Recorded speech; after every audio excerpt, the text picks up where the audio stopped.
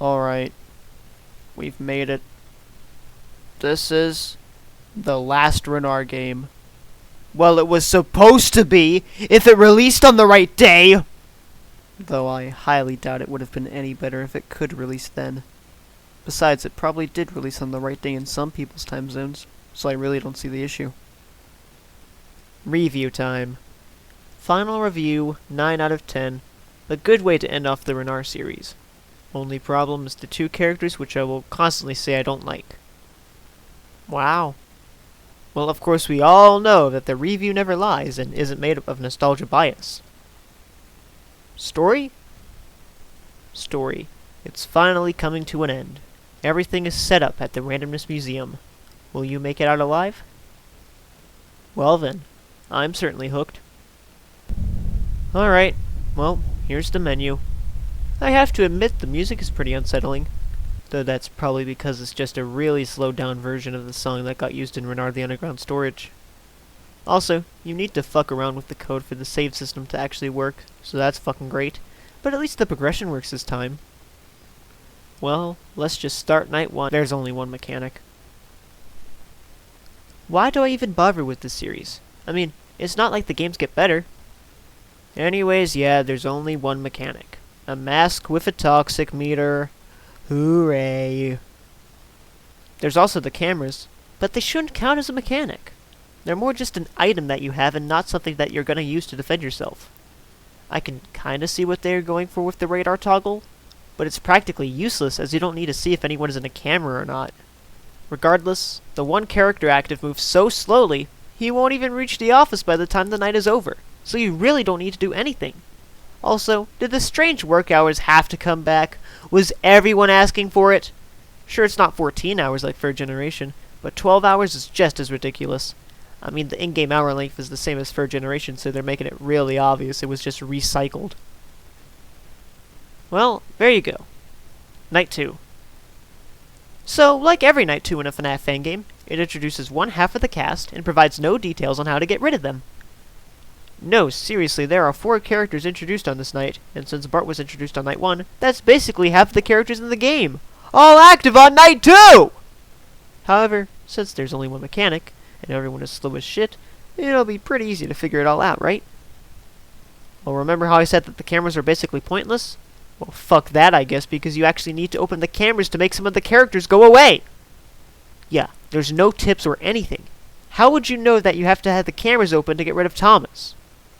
Speaking of, Thomas, along with 2 other characters introduced later, are the only characters with actual voice lines. The creator was probably too lazy to get voice actors, but whatever. I'm fine with it, as that means there won't be as much obnoxious noise.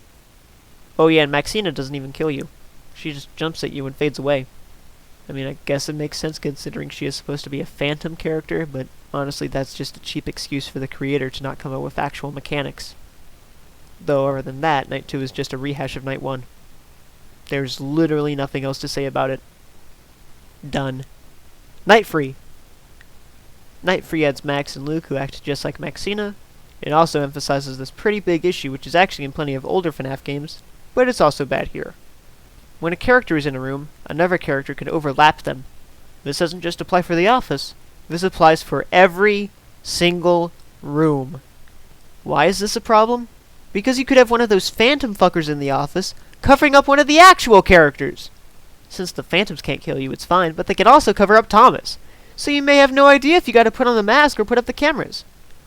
Of course, you can use Cam 4 to see if someone is going to the office next, so I guess that's an actual reason to have the cameras open. But it's stupid! Most people call this a bug. I call it a game flaw. But either way, it's a bunch of bullshit, and it shows how rushed the game is. Though since nobody fucking moves in the game, it's not a huge issue. Night 4. Night 4 adds Bear and Sam, and they are the only other characters besides the train to have actual voice lines.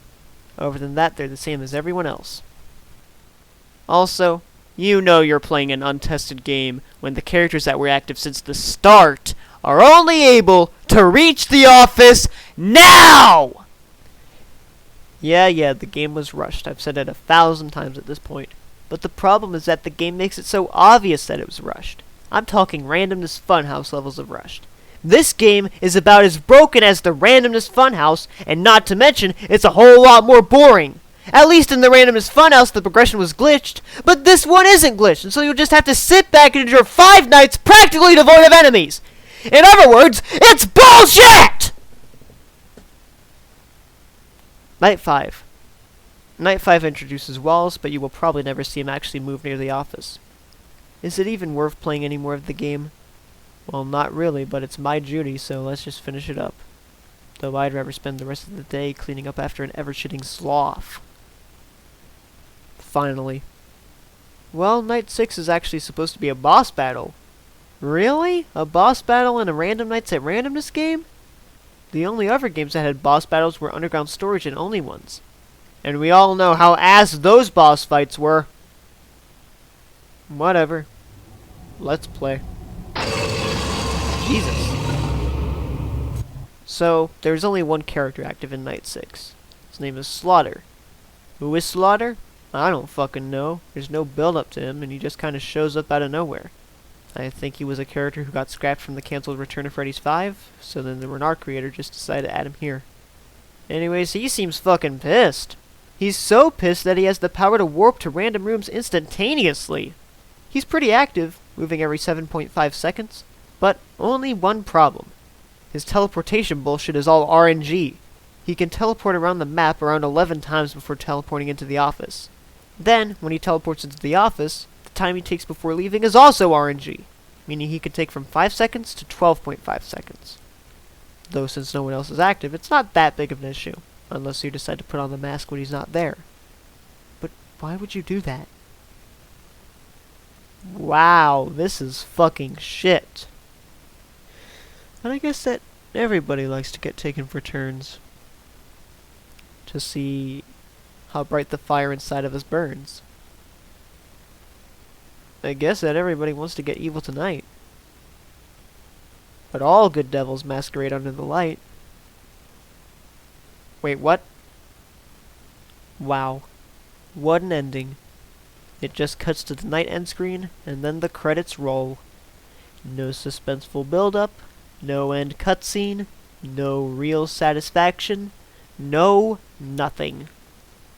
Look at all these people. I bet that none of them even helped on the game. Well, except Kosa Films. He actually did the models for every single room. I mean, that's fucking crazy. Not to mention, he did all of them in about 2 days. Then you get this message from the creator. Just don't take a drink every time she makes an incorrect prediction. And I hope you enjoyed this series. No, I did not enjoy this game. You're not fucking welcome. Anyways, after you fuck with the code a tiny bit more, let's see the extras. Wow, Slaughter isn't even included in the characters. The unused content screen is also weird. It includes stuff that was scrapped from every other game in the RNaR series, which I guess is a pretty interesting way of doing it. As for the custom night, well, the characters are a lot more active, but it's not worth playing it. No one is playing these challenges, and no one is playing this game. Overall, this game is shit, and you shouldn't play it. I hope you all enjoyed watching me suffer playing this shitloaded fuck of a game. Well, actually, I got a bit more to say. This game is really just a rushed, sad, pathetic excuse of a finale. The only thing it really has going for it is the boss battle, and that just comes out of nowhere. Not to mention it can be just as much of a slog as the normal nights. It's all just a test of patience and a waste of your time. Good way to end off the RNaR series, my ass. However, this game actually was the last RNaR game on Scratch. Until December 2021. That's when Max decided to release the Christmas RNaR game. And since that one is actually canon to the RNaR lore, I have to check it out also. Hooray. Though, after that, and a look back on the classic series so far, I could take a little break from the RNaR games. And I'm sure that's something we all need at this point. Until that day, get ready to bundle up, because next episode we're going to a winter wonderland.